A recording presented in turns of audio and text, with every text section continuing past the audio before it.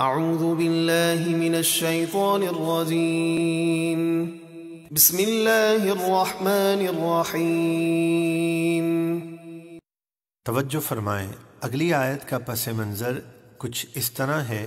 فتح مکہ کے بعد قبیلہ حوازن نے مسلمانوں سے جنگ کا ارادہ کیا تو نبی کریم صلی اللہ علیہ وسلم مسلمانوں کی ایک بھاری جماعت لے کر حنین کی طرف روانہ ہوئے۔ اس دن مسلمانوں کی تعداد تقریباً 12,000 اور کافروں کی تعداد صرف 4,000 تھی۔ تعداد کی کثرت کی وجہ سے مسلمان اترا گئے، جس کی وجہ سے وہ میدان جنگ میں ٹھہر نہ سکے، لیکن اللہ کے محبوب علیہ السلام کی جرأت اور استقامت نے پھر سے مسلمانوں کو یکجا کر دیا، اور آپ علیہ السلام نے ایک مٹھی خاک لے کر شاہت الوجوہ ارجعوا پڑھ کر کافروں کی طرف پھینکی تو سارے کافر بھاگ نکلے اور فتح نصیب ہوئی۔ لقد نصركم الله في مواطن كثيرة ويوم حنين إذ أعجبتكم كثرتكم فلم تغن عنكم شيئا وضاقت عليكم الأرض بما رحبت ثم وليتم مدبرين۔ اے مسلمانوں، بے شک اللہ نے بہت جگہ تمہاری مدد فرمائی، جیسے جنگ بدر اور خیبر وغیرہ میں، اور جنگ حنین کے دن جب تم اپنی زیادہ تعداد پر اترا گئے تھے تو وہ زیادہ تعداد تمہارے کچھ کام نہ آئی، اور زمین وسیع ہو کر بھی تم پر تنگ ہو گئی، یعنی تم میدان جنگ میں نہ ٹھہر سکے، پھر تم پیٹھ پھیرتے ہوئے واپس لوٹے۔ ثم أنزل الله سكينته على رسوله وعلى المؤمنين وأنزل جنودا لم تروها وعذب الذين كفروا وذلك جزاء الكافرين۔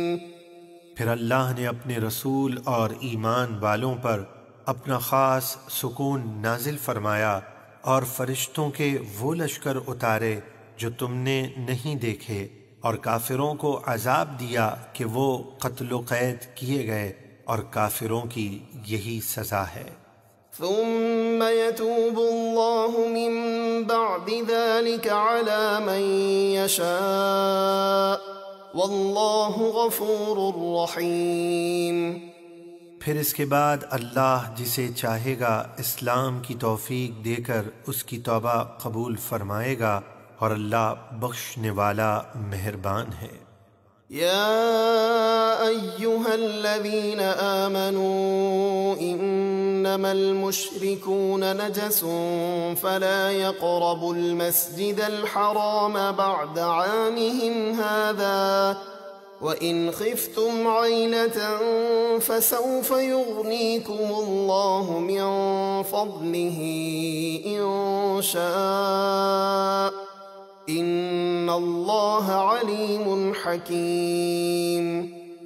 اے ایمان والو، مشرک نرے ناپاک ہیں، یعنی نجاستوں سے نہیں بچتے اور باطن کے بھی گندے ہیں، تو وہ اس برس یعنی 9 ہجری کے بعد مسجد حرام کے پاس نہ آنے پائیں، اور اگر تمہیں ان کے نہ آنے سے تجارت میں نقصان کے سبب تنگ دستی کا ڈر ہے تو اگر اللہ چاہے گا تو عنقریب تمہیں اپنے فضل سے دولت مند کر دے گا، بے شک اللہ علم و حکمت والا ہے۔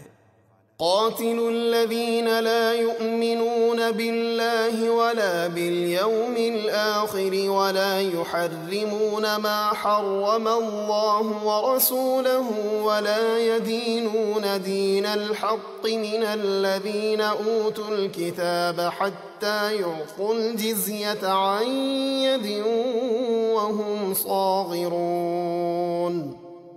اے مسلمانوں، ان اہل کتاب سے لڑو جو اللہ اور قیامت کے دن پر ایمان نہیں لاتے اور حرام نہیں مانتے اس چیز کو جس کو اللہ اور اس کے رسول نے حرام کیا، اور سچے دین یعنی اسلام کو نہیں مانتے، ان سے اس وقت تک جنگ کرو جب تک ذلیل ہو کر اپنے ہاتھ سے جزیہ نہ دیں۔ جزیہ یعنی جن اہل کتاب سے صلح کا معاہدہ ہو ان سے جو ٹیکس لیا جاتا ہے اسے جزیہ کہا جاتا ہے۔ اس میں شرط یہ ہے کہ جس کا ٹیکس ہے وہ خود آئے، کھڑے ہو کر دے، اور نقدی ضروری ہے، ادھار نہیں ہو سکتا۔